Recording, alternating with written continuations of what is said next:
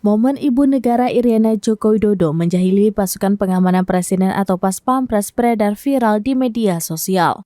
Selama ini Iriana terkenal sebagai sosok yang anggun dan lemah lembut. Tapi siapa sangka Iriana bisa juga menunjukkan sisi humorisnya di depan publik.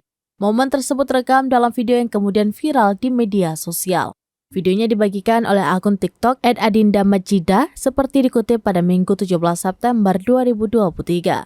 Awalnya Iriana yang berbalut kebaya berwarna salem itu hendak berjalan keluar gedung. Tapi alih-alih mengarah ke pintu yang terbuka, Iriana malah berjalan menuju dinding kaca. Sontak, Pas Pampres yang berada di sekitarnya pun panik. Nampak Pas Pampres berbaju hitam itu langsung mengulurkan tangannya ke arah dinding kaca mencoba melindungi Iriana.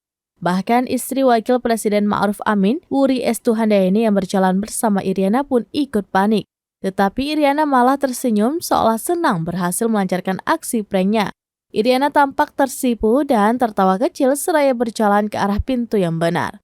Hingga artikel ini ditulis, video tersebut telah disaksikan sebanyak lebih dari 418.000 kali.